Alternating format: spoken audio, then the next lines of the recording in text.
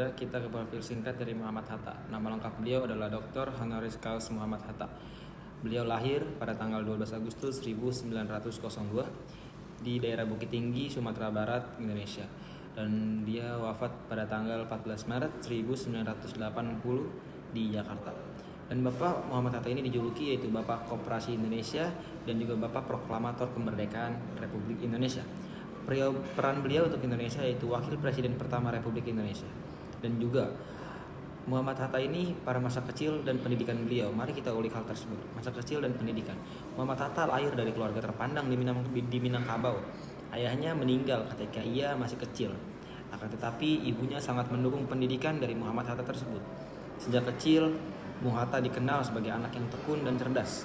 Ia belajar di sekolah Belanda dan akhirnya dikirim belajar ekonomi di Belanda, tepatnya di Handels Hogeschool Rotterdam.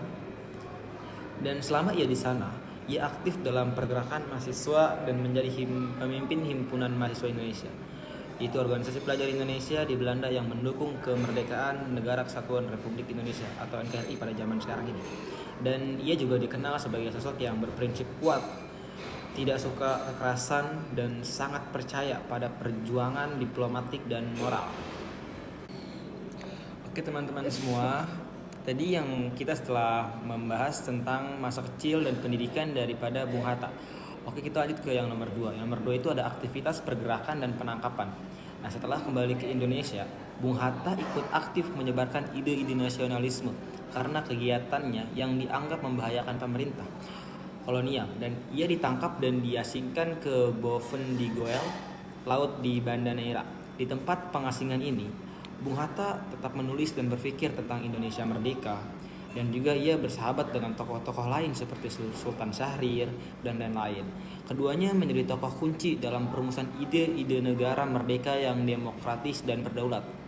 Dan juga kita lanjut ke nomor 3, itu ada peran selama pendudukan Jepang, yaitu sekitar tahun 1942 sampai tahun kemerdekaan, yaitu 1945. Ketika Jepang masuk dan menguasai Indonesia pada tahun 1942, Bung Hatta seperti Soekarno memutuskan bekerja sama secara teknis dengan Jepang. Tapi Bung Hatta selalu berhati-hati dan kritis terhadap motif Jepang. Ia terlibat dalam organisasi bentukan Jepang seperti Putra bersama Soekarno, Ki Hajar Dewantara, dan Kiai Haji Mas Mansur. Dan juga ada BPUPKI, Badan Penyelidik Usaha-Usaha Persiapan Kemerdekaan. Terus juga yang ketiga ada PPKI, yaitu Panitia Persiapan Kemerdekaan Indonesia. Di BPUPKI ini Bung Hatta aktif menyusun dasar negara. Dan dalam PPKI ia menjadi wakil ketua dan bersama Soekarno menyusun strategi kemerdekaan sebelum Jepang menyerah. Baik semuanya, tadi kita telah membahas yang pertama, kedua, dan ketiga. Dan sekarang kita bahas ke poin nomor 4, yaitu proklamasi kemerdekaan. Setelah Jepang menyerah pada 15 Agustus 1945, situasi Indonesia semakin kritis. Tokoh pemuda mendesak agar proklamasi segera dilaksanakan. Terjadi perdebatan yang sangat tegang. Akhirnya, pada tanggal 17 Agustus tahun 45, Muhammad Hatta beserta Insinyur Soekarno membacakan proklamasi kemerdekaan Indonesia. Mereka berdua dikenal sebagai Dwi Tunggal Proklamator. Dan itulah dia mengapa kita harus menghormati Bung Hatta dan Bung Karno karena jasa-jasa mereka yang luar biasa untuk Indonesia ini.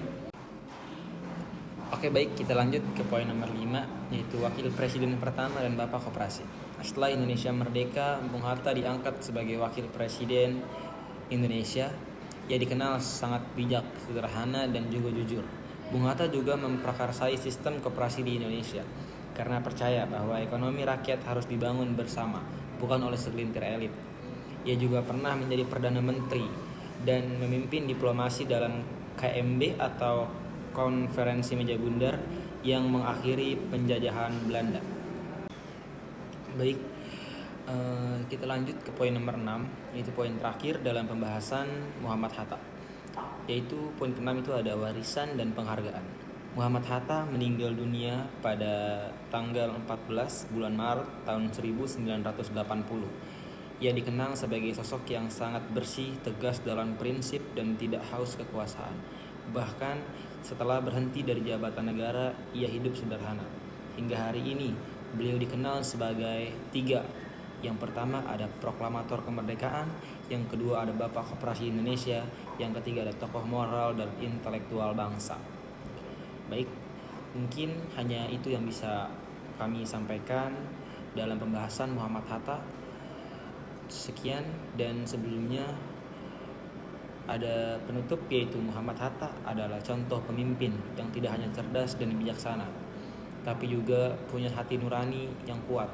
Selama masa Jepang, ia memilih strategi diplomasi bukan kekerasan sebagai jalan menuju kemerdekaan.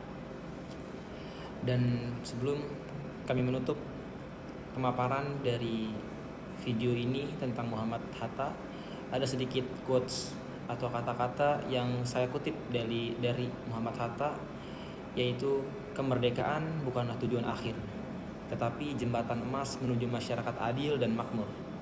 Begitu kata Muhammad Hatta. Mungkin sekian, kurang lebihnya mohon maaf. Wassalamualaikum warahmatullahi wabarakatuh.